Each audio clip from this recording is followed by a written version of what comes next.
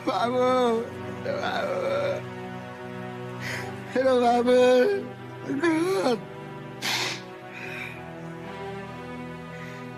ताते ताते भन्दै हुर्काएको मेरो नातिलाई ताकि ताकि गोली हानी छैन सरकार। मान्छे बेचेर पुगेन तँलाई, अब मार्न पनि थालिस।